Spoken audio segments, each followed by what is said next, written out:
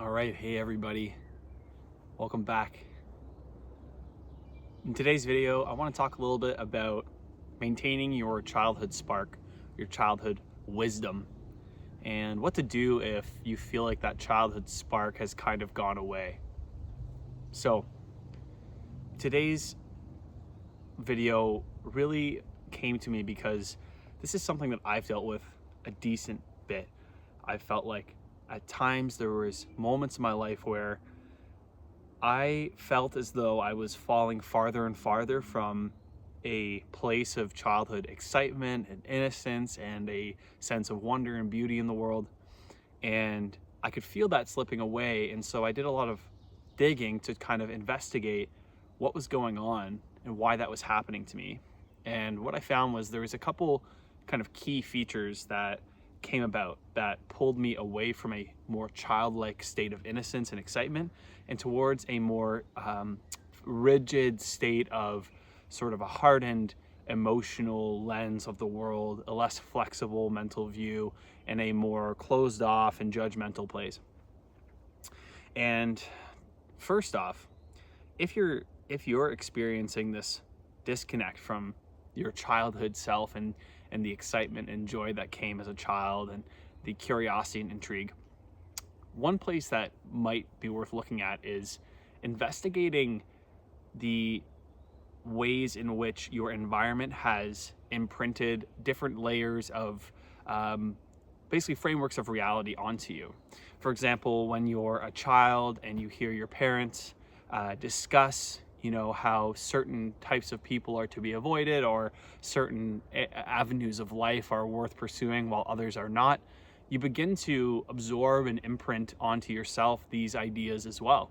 Basically, we take on the ideas of our parents and as well as the culture that we live in.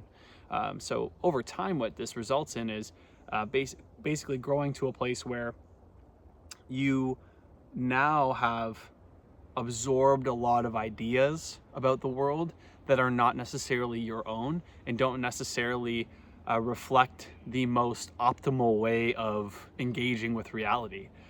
The default template that comes from our culture and our parents is very likely to not be the template that works best for you to experience the world in a very joyful, playful, exciting way.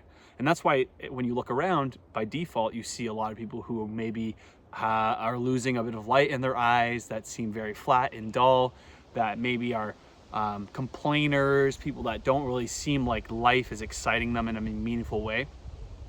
Well, that's the default. That's what happens when we allow society to shape our narrative, to allow our parents to shape our narrative, to allow culture, etc.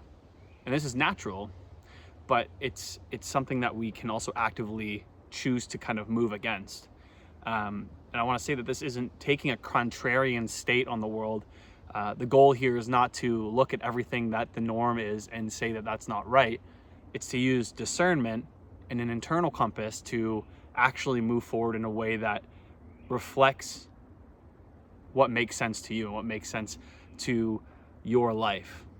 And so first and foremost is looking at the ways in which the ideas passed to you have been affecting your movement forward. For example, you might have had an experience as a child where you were isolated from the group or you were pushed away from the group. Maybe you were a bit of an outcast, or maybe you had certain humor that people at the time didn't seem to appreciate. And what happened is, if you were isolated from a group over and over and over again, you may have begun to take on a feeling of not belonging and a feeling of isolation and a feeling of sort of resentment towards the in-group members. And what this will happen is that over time, you'll actually begin to isolate yourself from all groups, and you'll begin to place yourself in a perspective of reality that doesn't lend itself to connection. It lends itself to isolation.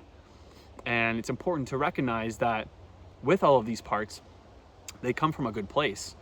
This came from a place of trying to make sense of the world. It comes from a place of trying to understand where you're meant to go, and it's meant to help you to navigate safely and to navigate the world with with a real sense of direction. But as we get older and mature, it's our job to reflect on these patterns and see which ones are maybe misinformed or aren't quite guiding us the ways we need to be guided. So looking there, you'll see, like, as you recognize these patterns and you recognize these imprints, and you also understand where they're coming from, you can then allow them to sort of dissolve and dissipate. And what is left is something that is undying, which is the inner child, which is the spark of creation, the spark of life, the divine gift of existence.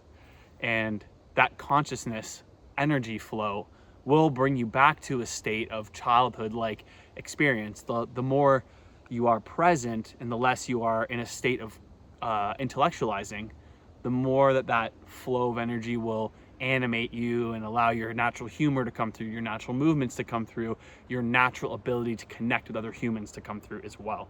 And ultimately, that's what most of us are seeking, is connection, right? And it's only through these weird patterns that establish themselves over years and years and years that we start to feel disconnected. And just by recognizing and looking at them and starting to include them and allow them to dissipate, you'll start to feel that childhood wonder come back a little bit. Now, the second piece, and the piece that I neglected for a very long time because it doesn't feel intuitive at first, is a more physiological piece. It is the physical, the body, the integration between the mind and body. And we know now that there is a ton of influence that comes from the body up to the mind. And what this means is, if your gut microbiome isn't healthy, if your gut flora have been destroyed by antibiotics or by bad foods or glyphosate, you're going to have a bit of a disruption.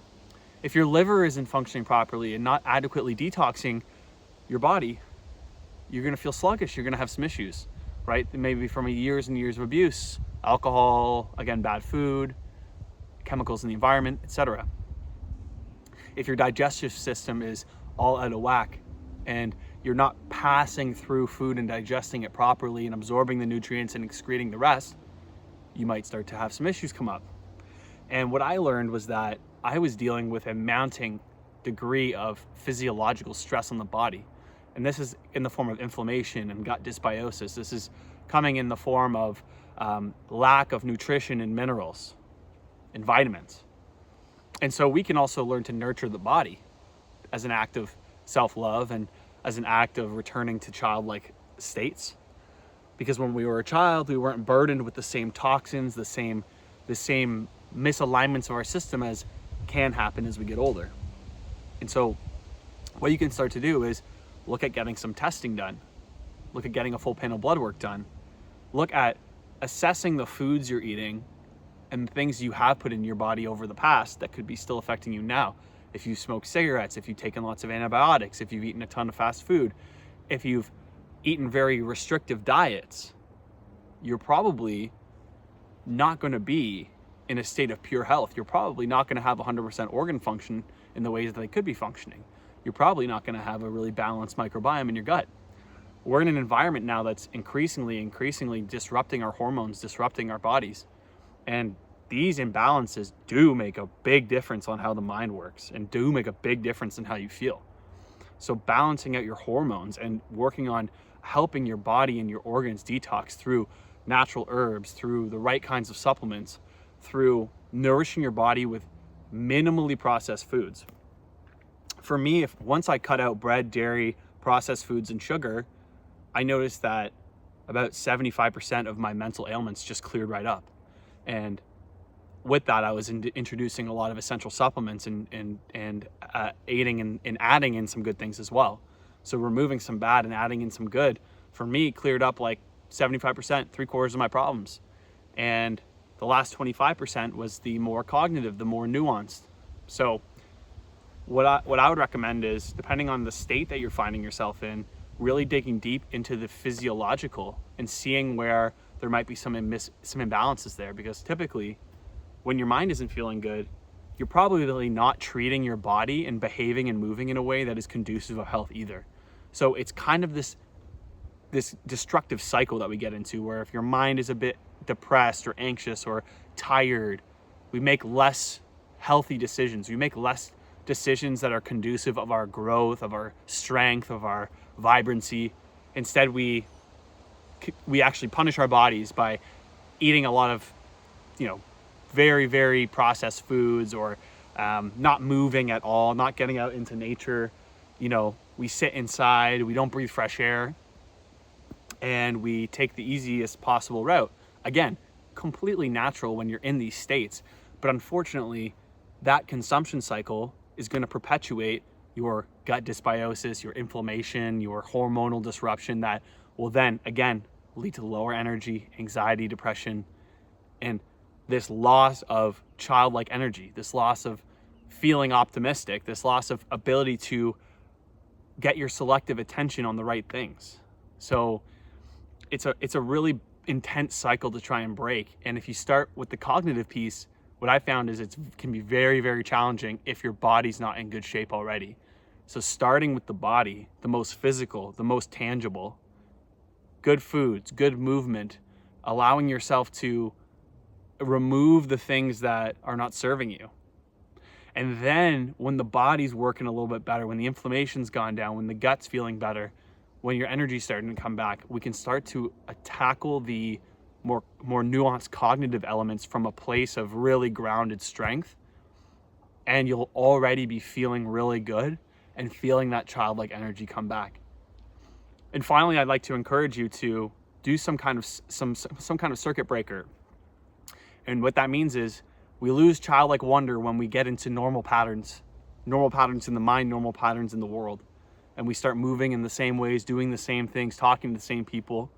So I really encourage you, if you want to feel a little spark very quickly, you can do that simply by getting out into nature, taking a new route home from work, picking a new restaurant to go to, talking to a friend you haven't spoken to in a while, simply doing something ever so slightly differently than what you would normally do, especially if you're in a very strict routine, will make a huge difference in the cognitive state, make a huge difference in how you feel and how you start perceiving the world. You'll start to really notice, even visibly, you'll start to see the world in these like more textural ways. The colors pop, the curious thoughts start to come back to your mind. If you're feeling dead, if you're feeling flat, if you're feeling like you don't really care, if you're feeling apathetic, this is not a natural human state to be in. This is a product of an environment that is not helping you. It's a product of eating the wrong things, talking to the wrong people, listening to the wrong stuff. It's a product of being isolated. It's being inside too much. It's a product of your upbringing, your environment, what people have told you, the messages that society has imprinted on you. And none of it is your fault. And you should really understand and encourage that all these things that you've done, whether it's eating harmful foods, whether it's sitting inside and watching movies all the time, or isolating yourself from people that care about you, you did those things from a very good place. And there's no blame to go around here. But as an adult, it's also our job to look at these things and say, okay, if our life doesn't feel good, how can we change it? And we want to look at those behaviors, those patterns, those automatic thoughts and feelings that come up, start to challenge them and start to move in different directions. And that's that. The childhood wonder starts to come back when we break the cycle. We break the consumption cycle. We break the physical ailments and clogging of our energy, of our organs, of our gut. When we start to break down the mental patterns that have been put in there from years and years and stacked upon themselves. All of a sudden, you'll be a brand new person. Give it 3 months. Give yourself 3 months to really dig into something like this and really, really try to open up to a new way of living and see how fast you can go from feeling flat, from feeling disinterested and alone, to feeling at one with everything, energized, excited, curious. Really, really appreciate you guys all watching. And if you have any questions, let me know in the comments. But lots of love coming from me and the woods. Mother Nature loves us all. And looking forward to talking to you guys again soon. Peace.